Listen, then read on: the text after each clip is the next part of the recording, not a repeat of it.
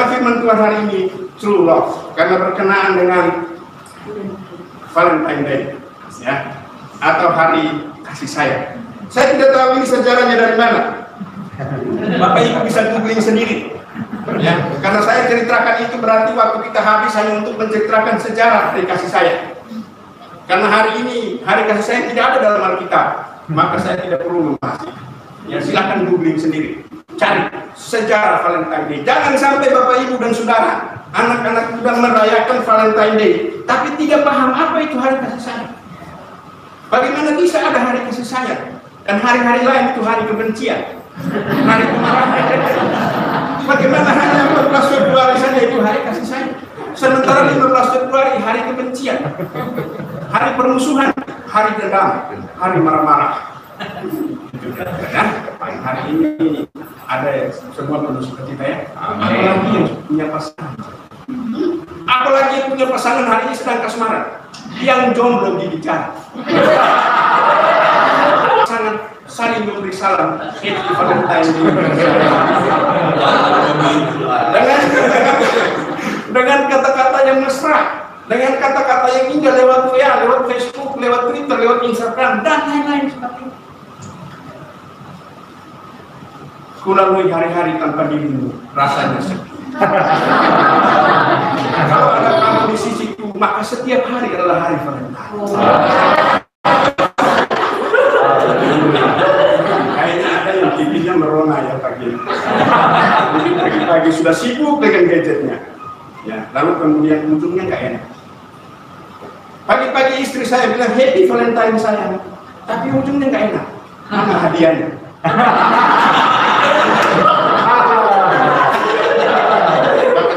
Pagi-pagi ini sudah bilang happy Valentine sayang. Belum bisa ya. Atau Pak Imam pagi-pagi sudah cium istri happy Valentine. Bapak tidak sudah. Yang belum punya istri jangan nganga. Istri saya pagi-pagi bilang happy Valentine sayang. Hari ini kita makan di mana? Ujungnya nggak enak. Itulah cinta sejati, saudara. Jadi saya tidak membahas tentang sejarah Valentine, tapi saya mau katakan bahwa seluruh orang di dunia, terutama dunia barat, hari ini merayakan Valentine Day, mengirimkan coklat, mengirimkan bunga, mengirimkan kata-kata yang indah sebagai tanda bahwa mereka saling mengasihi, terutama pasangan-pasangan yang sedang kasmaran. Juga orang tua di dalam rumah mereka mengucapkan kasih sayang kepada anak-anaknya, anak-anak mengucapkan kasih sayang kepada orang tuanya. Ya, lalu kemudian suami istri saling mengucapkan kasih sayang. Mungkin saja hari ini menjadi hari di mana perlu mengevaluasi kembali lagi kasih kita kepada sesama kita. Perlu mengevaluasi lagi kasih kita kepada Tuhan. Sejauh mana, sedalam mana, sesama, sesejati apa kasih kita kepada sesama kita dan kasih kita kepada Tuhan. Jadi kasih itu vertikal dan horizontal. Kasih kepada Allah juga kasih kepada manusia. Kita tidak bisa mengatakan saya mengasihi Allah, sementara manusia yang kita lihat dengan mata kepala kita, kita sendiri tidak mengasihi dia. Itu omong kosong. Karena itu kalau kita mengatakan kita mengasihi happy Valentine sayang, happy Valentine, selamat hari kasih sayang, maka kita juga harus menanamkan kasih Allah itu dalam diri kita. Baik dan saudara, kasih itu banyak dibicarakan di dalam Alkitab. Dan saudara tahu, berita yang paling utama dalam kekristenan adalah kasih. Tapi juga hal yang paling banyak mengalami degradasi, mengalami penyusutan, itu adalah kasih. Orang Kristen paling banyak bicara soal kasih. Kasih penuh mulut, tapi actionnya no. Oleh karena itu dikatakan bahwa hal yang paling banyak dibicarakan dalam kekristenan, hal yang paling banyak dibahas, hal yang paling banyak ada di mulut orang Kristen itu dari seluruh hal yang ada dalam Alkitab adalah love, kasih. Tapi kasih ini juga paling banyak mengalami degradasi. Kenapa? Karena orang Kristen pintar ngomong, pintar bicara. Wah, kalau ngomong bicara itu bergas. Apalagi kalau mau minjem duit, apalagi kalau mau berutang, apalagi kalau mau kredit, manis kan, semanis gula aren. Tapi nanti ujung-ujungnya saudara, nah itu berbahaya sekali. Nah inilah kasih saudara. Itu hal yang paling banyak dibicarakan. adalah kasih, tapi hal itu juga yang paling banyak mengalami degradasi. Oleh karena itu, resolusi kita di tahun 2021 ini bukan hanya impian dan harapan tentang bagaimana kita membangun keluarga kita, tentang bagaimana kita membangun karir kita, tentang bagaimana kita membangun studi kita, tentang bagaimana kita sukses dan berhasil. Tapi resolusi kita yang paling utama adalah perbaiki kasih kita dengan Tuhan dan perbaiki kasih kita dengan Tuhan. Jangan fokus pada hal yang tidak penting. Mengapa saya katakan tidak penting? Karena kasih itu yang paling penting dalam semuanya. Jadi resolusi kita di tahun 2021 apa? Memperbaiki kasih. Yang pacaran jangan mata keranjang, maksudnya begitu. Yang sudah punya pasangan harus tetap setia. Yang belum punya pasangan jangan lirik pasangan orang. Itu namanya envy. Itu namanya cemburu buta, iri dan dengki. Lihat pacarnya Hermanus cantik, ya ini, itu namanya cemburu. Cemburu itu dalam bahasa Inggris ada dua, jealous dan envy. Jealous itu artinya cemburu karena itu memang miliknya. Kalau ada laki-laki dekat-dekat istri saya cemburu dong, itu jealous Pak. Tapi kalau saya cemburu melihat wajah Hermanus yang ganteng, itu namanya bukan jealous, itu envy. Itu lebih kepada iri dan dengki. Jadi kalau ada mahasiswa ini melihat wajah teman yang cantik, itu dengki iri, itu jealous. Nah, jadi seperti itu Bapak Ibu, saudara, kita harus perbaiki kasih ini. Mengapa? Karena Allah juga punya resolusi. Di dalam Kejadian 3:15 dikatakan apa? Allah menjanjikan tentang kasih yang sejati itu kepada manusia. Dan itu tidak hanya sekedar kasih, tapi Allah mewujudkan itu di dalam sebuah tindakan nyata. Allah mewujudkan itu di dalam sebuah pemberian yang indah bagi manusia. Karena itu firman Tuhan hari ini judulnya True Love, kasih yang sejati. Seperti apakah kasih yang sejati itu? Mari kita baca dulu Yohanes 3 ayat yang ke-15. Ya, Yohanes 3 ayat 15. Jangan bukan kita. Bukan, tapi jangan lihat satu. Bapak Ibu boleh buka Alkitab, tapi jangan lihat. Kalau orang Kristen tidak hafal ayat ini, bagaimana bisa penginjilan? Kalau mahasiswa nggak hafal ayat ini, bagaimana bisa memberitakan Injil kepada orang lain? Jangan tunduk di Alkitab. Jangan lihat juga ayat begitu. Ya, kita baca bersuara bersama-sama dalam hitungan ketiga. 3. Karena begitu besar kasih Allah akan dunia ini, sehingga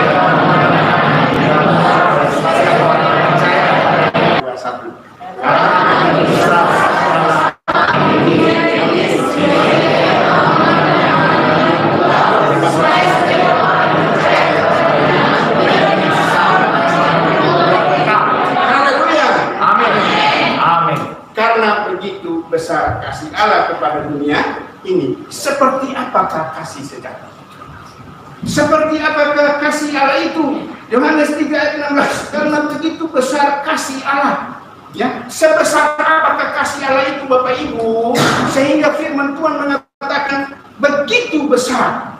Pemazmur mengungkapkannya dengan menggunakan istilah lebih tinggi dari langit, lebih tinggi dari awan, lebih luas dari samudra, lebih dalam dari lautan. Juga karena itu kasih ini disebut kasih yang sangat besar. Bahkan Paulus melukiskannya di dalam pertama Korintus pasal 13. Kasih itu besar. Kenapa? Karena kasih itu lebih daripada kecerdasan, karunia apapun juga. Kasih itu lebih daripada segala-galanya. Oleh karena itu firman Tuhan menyebut kasih itu lebih besar. Kasih itu besar karena dia lebih daripada segala-galanya. Tidak bisa diukir dengan kata-kata. Tidak bisa dilukis dengan kata-kata. Mengapa? Karena demikian besarnya. Mazmur lebih tinggi dari langit, lebih dalam dari lautan, lebih luas dari samudra. Apakah Anda bisa mengukur tinggi langit dari bumi, luasnya samudra dan dalamnya lautan? Tidak, demikianlah kasih. Paulus mengatakan sekalipun engkau memiliki kasih, engkau memiliki karunia, tapi kalau engkau tidak punya kasih, engkau seperti kaum yang kosong. Sekalipun engkau memiliki segala pengetahuan, sekalipun engkau memiliki segala kecerdasan, sekalipun engkau memiliki segala-galanya, tapi kalau engkau tidak memiliki kasih, engkau sama sekali tidak berguna. Berarti Yohanes 3 berkata, karena begitu besar. Jadi kasih itu besar Bapak Ibu, saudara-saudara. Besar lebih dari apapun. Yohanes menggambarkannya dengan kata. Jadi kasih yang ajaib itu Yohanes menggambarkannya dengan menggunakan kata kasih. Kasih itu di dalam bahasa Inggris hanya satu kata, yaitu love. Tetapi kasih di dalam bahasa Yunani itu ada 4, yaitu kasih eros, kasih storge, kasih filia, dan kasih agape. Ya. Jadi keempat kasih ini, saudara-saudara, diungkapkan oleh Yohanes ya di dalam Yohanes 3 ayat 16. Karena begitu besar kasih ya Allah kepada kita. Ayat 16a. Jadi kasih itu ya, next, kasih itu di dalam bahasa Yunani itu ada 4 ya. Ya ada ini. Nah, kasih eros itu kasih budak budi. Ya, kasih laki-laki kepada perempuan suka. Perempuan suka kepada laki-laki itu kasih eros. Laki-laki suka sama laki-laki. Eros ya? Eros suka. Perempuan suka sama perempuan, eros ya? Eros. Maka eros itu disebut kasih hawa nafsu. Tapi itu tidak boleh. Laki-laki suka sama banyak sekarang saudara-saudara. Saya dengar ya Pak Gembala ya. Ada gereja di Jakarta Selatan, saya lupa nama gerejanya. Gembalanya berusia 35 tahun, menikahkan laki-laki dengan laki-laki dan perempuan. Itu sudah terjadi di dunia barat, di Amerika. Ya, dunia maka paling-paling saudara. Lama-lama orang jalan dengan kepala, bukan dengan kaki. Tapi untungnya kita berjalan dengan kaki. Lama-lama orang makan dengan hidung, bukan dengan mulut lagi. Tapi puji Tuhan hari ini kita masih makan dengan mulut. Artinya kita masih normal. Nah itu eros. Filia itu kasih persaudaraan. Ya, storge itu kasih kekeluargaan, dan agape itu. Jadi agape ini yang dipakai oleh Allah, oleh Yohanes di dalam Yohanes pasal 3 ayat 16 untuk melukiskan kasih itu. Apa itu kasih agape? Kasih agape itu kasih tanpa syarat. Kasih agape itu tanpa jasa. Kasih agape itu kasih tanpa pandang bulu. Kasih agape itu adalah kasih walaupun. Kasih ini yang adalah kasih ajaib, yang adalah kasih sejati. Jadi kasih ini tidak pandang bulu. Kasih ini adalah kasih walaupun meskipun sekalipun. Inilah kasih agape. Nah, ada yang melukiskan kasih agape itu next, kasih tanpa perhitungan, ya, kasih tanpa syarat, tanpa peduli orang macam apa yang dikasihi. Entah dia keriting, entah dia hitam, entah itu dia mata sipit, entah itu dia putih, entah itu dia tinggi, entah itu naik, entah itu dia culas, entah itu dia pikir, entah itu dia pemarah. Dia tidak pandang siapa yang dia kasih. Ya. Dan seringkali kasih ini disebut juga dengan kasih walaupun. Meskipun sekalipun, meskipun dia menyakiti aku tetap mengasihi dia. Meskipun dia tidak tersenyum kepadaku, aku tetap tersenyum kepada dia. Meskipun dia tidak mengasihi aku tetap mengasihi dia. Meskipun dia tidak menegur aku tetap menegur dia. Meskipun dia menyakiti aku tetap mengampuni dia. Ini kasih meskipun, walaupun, sekalipun. Tapi bukan kasih agape dia mengatakan, kalau dia mengasihi aku, maka aku akan mengasihi. Kalau dia memberi kepadaku, maka aku memberi kepada dia. Kalau dia menolong aku, maka aku menolong dia. Bapak Ibu, beda kan? Itu kasih agape, itu kasih meskipun, walaupun sekalipun dia membuat hatiku sakit. Aku berurai air mata setiap hari. Aku tetap memaafkan. Sekalipun dia kikir dan pelit, saya minta 1.000 rupiah saja dia nggak kasih. Sekalipun demikian, walaupun demikian, jika aku punya, aku beri dia. Sekalipun dia benci, aku marah. Karena mungkin kata-kata menyakitkan dan menyakitkan, tapi aku tetap. Sekalipun suamiku marah-marah, aku tetap buatkan kopi buat dia dan teh. Sekalipun istriku sudah tidak langsing lagi, tapi sekarang langsung, aku tetap sayang. Amin. Amin. Sekalipun pacarku bau badan, baby, apakah engkau tetap mencintai dia? Yang jomblo jangan jauh. Nah, ada yang sudah sama saya. Bilang pacar saya itu kayaknya dia nggak manis, tapi dia bilang dia 3 hari 1 kali, 1 hari 3 kali manis. Tapi BB-nya luar biasa. Saya ingin putusin dia, saya bilang jangan gara-gara BB terus kau puasa. Tapi kau cobalah cari solusi. Kenapa dia BB? Berat badan naik. Sekalipun meskipun ini adalah jenis kasih pada level paling tertinggi. Ini adalah apa? Kasih di mana jenis kasih di sama sekali tidak memandang bulu, sama sekali tidak besar. Itulah kasih. Jadi karena begitu besar kasih Allah. Bapak Ibu, saudara-saudara yang saya kasihi, kalau begitu dalam bentuk apakah kasih sejati ini diwujudkan? Dalam bentuk apakah kasih sejati ini diwujudkan di dalam Yohanes 3:16 ini? Mari kita lihat yang pertama. Next, ya. Kasih yang sejati ini diwujudkan dalam bentuk pertama.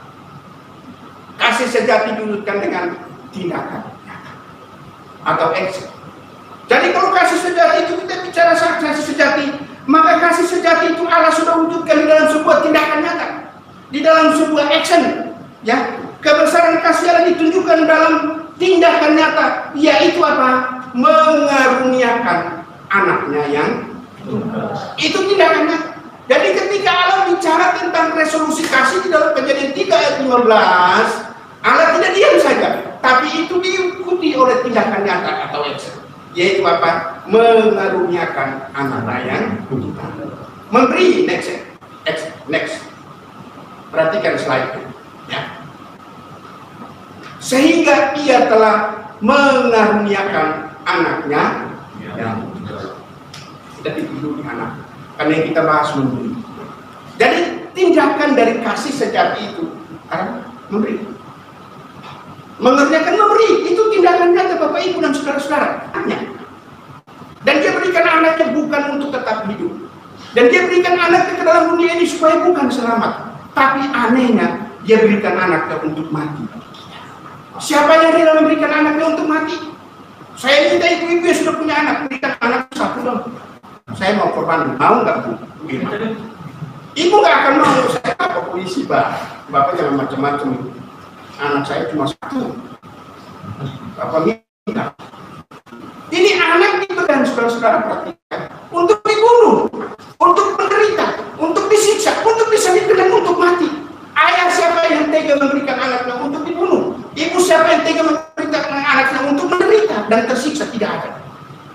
Jangankan manusia, hewan pun peliharaan kita yang kita sayang, tidak mungkin kalau orang beli kita kasih untuk dibikin RW. Dulu saya punya anjing namanya Sabar, gede anjing. Satu hari ayah saya bilang, kita mau gotong royong bajak sawah. Cari anjing keliling kampung, nggak ada yang mau jual. Mengapa? Karena orang sayang anjingnya. Sementara anjing ini juga saya sayang sekali sama. Saya belum makan, saya sudah kasih dia makan duluan. Dia tidur bersama-sama dengan saya. Yang tidak terjadi, yang saya nggak pernah cium anjingnya.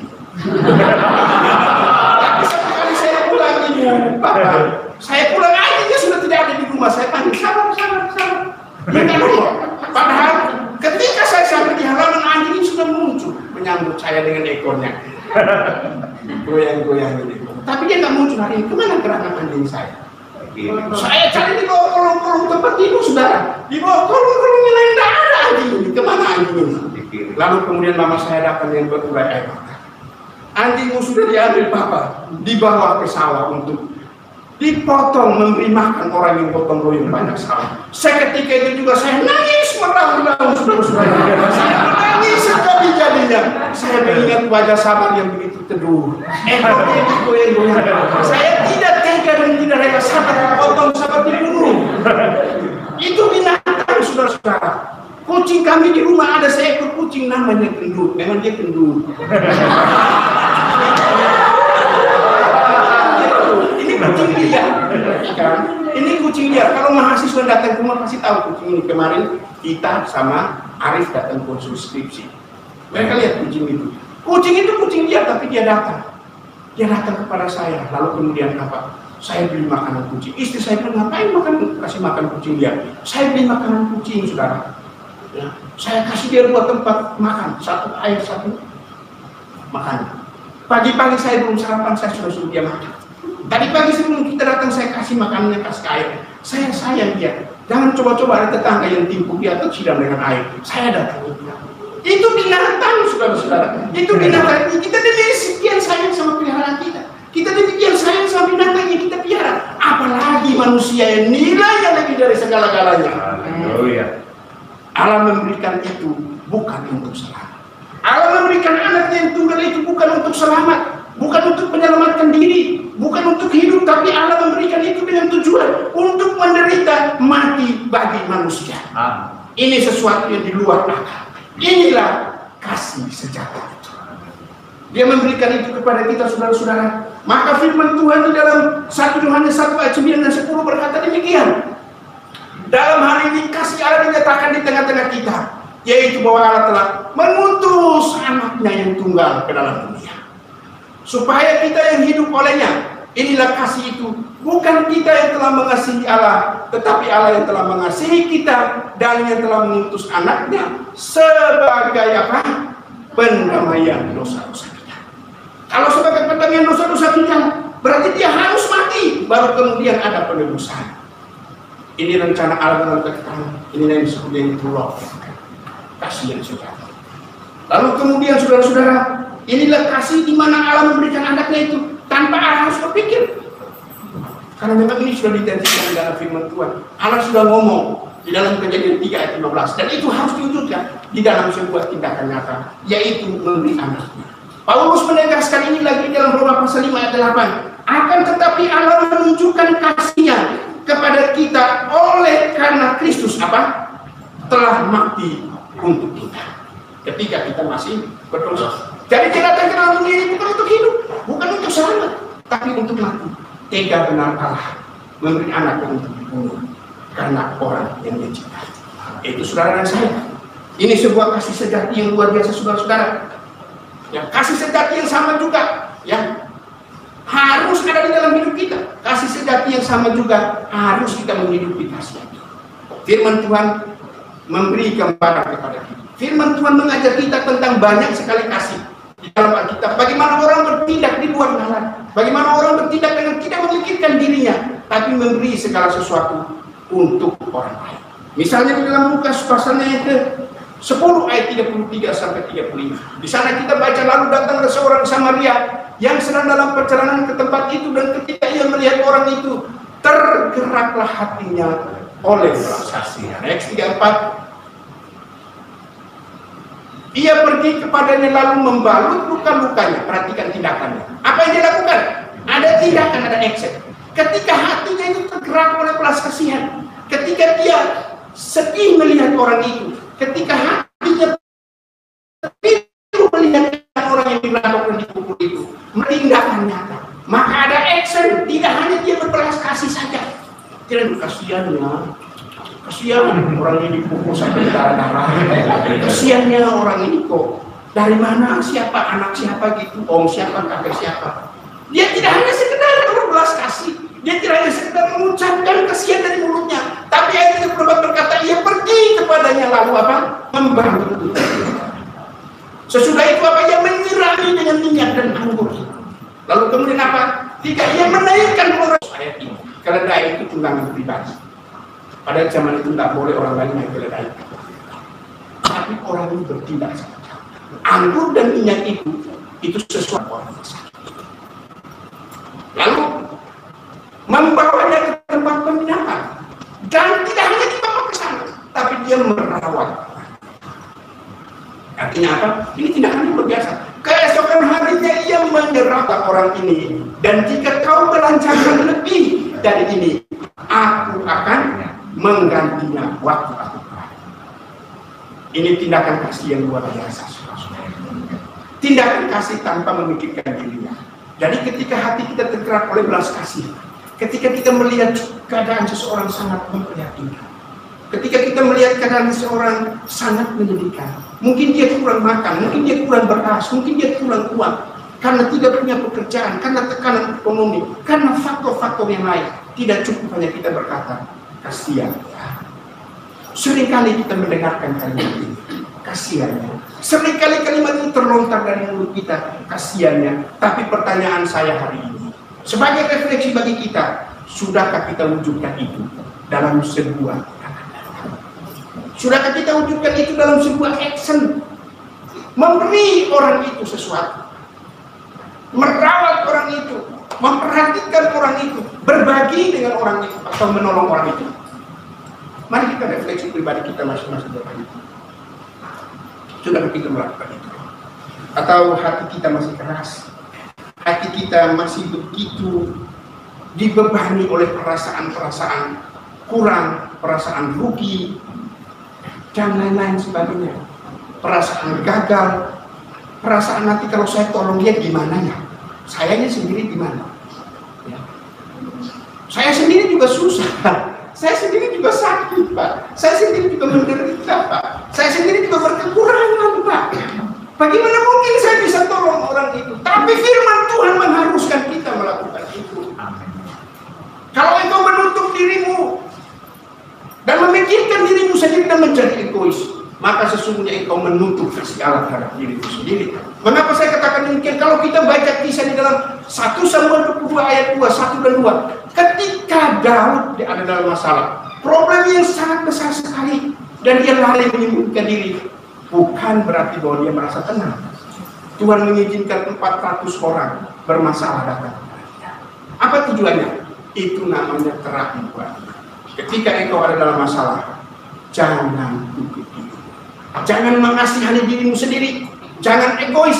Karena ketika engkau membuka dirimu dan menolong orang lain, memperhatikan orang lain, sesungguhnya engkau sudah menolong dirimu sendiri. Ini prinsipnya beda, Pak. Firman Tuhan ini luar biasa beda. Makanya dikatakan firman Tuhan itu, konsep kerjaan Allah itu seperti sungsang, terbalik. Orang tampar pipi kirimu, kasih pipi kanan. Orang minta bajumu, kasih jubah. Orang ajak engkau jalan 1 mil, jalan 2 mil. Lebih berbahagia memberi daripada enak ya. Ini enak sekali bufro kalau kita dikasih ya. Makasih, kamu siap.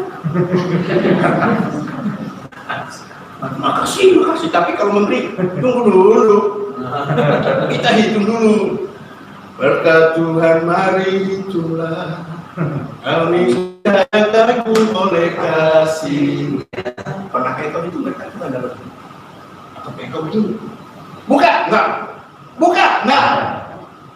Nanti Natal baru saya buka. Nanti Paskah baru saya buka. Nanti tahun baru baru saya buka. Nanti tanggal 4 Februari baru saya buka. Karena hari Valentine itu rumah kosong. Bapak Ibu dan Saudara yang saya kasih dalam kasih Yesus Kristus. Satu hari ada sekelompok pemuda gereja pergi retret di luar kota. Mereka retret di pinggir sungai, sebuah air terjun. Mereka duduk berkeliling dan mereka membahas topiknya kasih. Lalu semua berkontribusi memberi pengertian apa itu kasih, mengapa kita harus mengasihi dan bagaimana mengasihi. Wah, kelompok itu luar biasa. Tapi ada satu orang pemuda, ketika ditanya sama pemimpin kelompok, dia nggak ngerti apa kasih. Bro, kasih itu apa? Nggak tahu. Mengapa kamu mengasihi? Nggak tahu. Bagaimana kasih itu? Nggak tahu. Lalu pemimpin kelompok ini agak kesal juga sama pemuda ini. Bagaimana mungkin dulu ada di gereja sudah sekian lama tapi tidak mengerti arti kasih. Tidak mengerti mengapa itu mengasihi dan apa kasih itu. Wah, tiba-tiba sementara mereka diskusi ada suara berteriak, tolong, rupanya ada yang tenggelam, saudara. Semua yang ada di sini tiada satu pun bertindak kecuali pemuda yang tidak mengerti definisi kasih. Pemuda yang bangun, lalu dia lupa saja menolong orangnya. Sudah kelelap karena Tuhan. Menurut Bapak Ibu, siapa yang paling tidak kita kasih? Kita mudah, gampang sekali mendefinisikan kasih.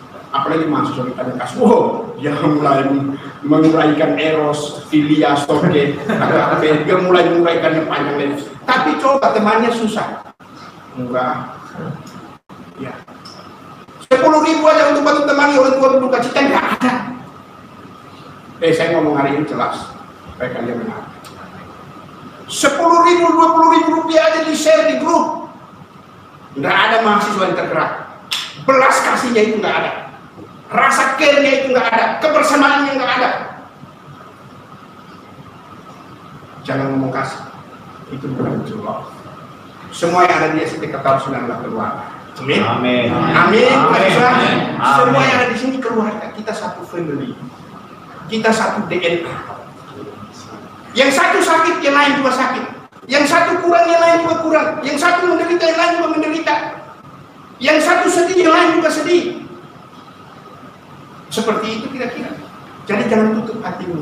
Jangan tutup. Ada lagu dunia. Jangan tutup hatimu. Jangan tutup. Buka. Karena ketika engkau menolong orang, sebenarnya engkau menolong Yesus. Banyak orang pandai mendefinisikan kasih, tapi sulit mewujudkannya di dalam sebuah tindakan. Bapak Ibu dan Saudara, ada seorang janda miskin menulis surat kepada gembala. Mohon maaf Pak Gembala, kita semua di sini gembala. Sebentar juga saya dari gembala lagi. Ya, dia menulis surat begini. Aku lapar dan Anda membentuk kelompok diskusi untuk membicarakan kelaparan. Aku dipenjara dan Anda menyelinap ke kapal untuk berdoa bagi kebebasanku. Aku telanjang dan Anda mempertanyakan dalam hati kelayakan penampilanku. Aku sakit dan Anda berlutut mengucap syukur atas kesehatan Anda. Aku tidak punya tempat berteduh dan Anda berkhotbah kepadaku tentang kasih Allah sebagai tempat berteduh spiritual. Aku kesepian dan Anda meninggalkanku untuk berdoa bagiku. Anda begitu kelihatan amat suci dan amat dekat dengan Allah. Tetapi aku tetap kelaparan, aku tetap kedinginan, aku tetap telanjang, dan aku tetap kesepian. Ini sebuah protes terhadap kasih yang mati. No action. Tolong. Kasih yang tidak tindakan, hanya bicara saja. Bahkan ini ditujukan. Oleh karena itu saudara, dalam 1 Yohanes pasal 3 ayat 18 dikatakan begini, anak-anakku marilah kita mengasihi bukan dengan perkataan atau dengan lidah, tetapi dengan perbuatan dalam. Jadi bukan hanya dengan ini saja, dengan lidah saja kita bicara kasih. Kita nyanyi kasih, kita berkhotbah kasih, kita baca kasih, kita kuliah materinya kasih. Tapi kita harus melakukan itu dalam perbuatan dan kebenaran. Itu perlu sekali, saudara-saudara. Yohanes Yakobus pasal 2 15 berkata, jika seseorang saudara atau saudari tidak mempunyai pakaian dan kekurangan makanan sehari-hari, dan seorang dari antara kamu berkata, selamat jalan, kenakanlah kain panas dan makanlah sampai kenyang, tetapi ia tidak memberikan kepadanya apa yang perlu bagi tubuhnya, apakah gunanya? Tidak berfaedah. Tidak ada gunanya, saudara-saudara. Jadi poin pertama, kasih sejati itu diwujudkan dalam apa? Diwujudkan dalam apa? Action, tindakan. Harus diwujudkan. Allah melakukan itu, dan kita pun wajib dan harus melakukan itu dalam kehidupan kita sehari-hari. Hari ini ketika engkau mendengarkan poin pertama, ini baru poin pertama. Yohanes 3 tema saya punya 5 tema kota. Hari ini baru keluar yang pertama. Ada 5 tema kota. Makanya ketika Pak Gembala tadi malam jam 9 Pak Yakob, bisa nggak tolong saya ngajar sampai malam? Kasihan juga ngajar dua. Saya ngajar 2 kelas aja waktu itu seperti nyangkut sawah 1 hektar. Apalagi ini belum ngajar dari pagi sampai malam. Saya berpikir seluruh sawah di Bekasi dicangkul oleh beliau. Saya mengerti bahwa Pak Gembala sangat lelah, sehingga Pak Gembala bilang, Pak Yakob bisa nggak? Siap. Kalau untuk itu siap, standby 24 jam. Kapan saja disuruh. Makanya saya bilang mahasiswa itu gunanya baca kitab. Baca kitab yang kayak baca novel. Nyatat apa yang kau baca, rema apa yang kau peroleh, supaya itu jadi bahan khotbahmu. Anytime diminta. Ya, saudara kita khotbah. Enggak, saya belum siap. Maka siap sedialah setiap saat. Berita kalau firman. Gimana itu ayat itu? Ya lupa baca ayat itu. Ya lupa baca ayat itu. Jadi saya siap. Saya lakukan itu saudara. Ini baru pertama. True love part 1. Belum part 2, 3, 4, and ternyata Yohanes juga ada masuk ke dalam sekali. Maka almarhum pendeta Dr. Petrus Octavianus, dia bilang saya bisa keliling dunia sepanjang hidup saya hanya khotbah. Yohanes 3 ayat 16. Lalu mahasiswa berkata saya kekurangan bahan. Lah, kok ada kekurangan bahan gitu loh? Kekurangan bahan buat khotbah, aduh Tuhan. Apa kata dunia? Ya, belajar. Yang kedua, Kasih yang sejati itu diwujudkan 2 poin aja dari Bapak Ibu yang 3. Yang kedua, kasih yang sejati itu diwujudkan dengan, perhatikan kembali, pemberian terbaik, the best. Jadi bukan hanya memberi Bu, Bapak, tapi ini pemberian catatan kakinya yang terbaik. Haleluya. Ayatnya next. Mengaruniakan anaknya yang tunggal. Tadi satu mengaruniakan, yang kedua tunggal. Tunggal itu tidak berbicara soal angka matematika. Tunggal itu tidak bicara soal kuantitas. Tetapi tunggal itu berbicara soal kualitas atau mutu. Jadi bukan satu artinya itu memang satu secara matematis. Tapi tunggal itu artinya kualitas. Ada seorang penafsir berkata begini, Allah melihat ke seluruh sudut-sudut surga itu. Allah melihat ke seluruh tempat di surga itu, mencari yang terbaik untuk diberikan pada manusia. Tapi cari punya cari, lihat punya lihat, timbang punya timbang. Ternyata tidak ada yang lebih baik dan lebih terbaik dari anaknya. Mari beri kemuliaan. Berarti yang diberikan kepada anak dan saya itu yang paling terbaik, yang paling bermutu, yang paling berkualitas dari surga bagi kita. Amin Bapak Ibu. Pemberian itu bukan receh-receh Bapak Ibu, bukan kawin, bukan Bapak. Ini asli bro, ini asli, ini bermutu. Maka digunakan kata tunggal. Kata tunggal ini saudara-saudara, kita bisa lihat di dalam Alkitab. Oleh karena itu Yesus berkata di dalam Yohanes 3, Matius 3 ayat 17 begini, lalu terdengarlah suara dari surga yang mengatakan, inilah anakku yang kukasihi, kepadanya lah aku berkenan. Ini yang paling dia sayang, ini yang paling dia kasih, ini dirinya sendiri yang diberikan kepada kita. Karena itu dikatakan yang terbaik. Allah memberi yang terbaik dan terunggul. Tunggal itu artinya berkualitas yang paling baik. Kejadian pasal 22 ayat 2 berkata begini, ya, firman-Nya pada siapa? Pada Abraham. Ini konteks Abraham mempersembahkan anak.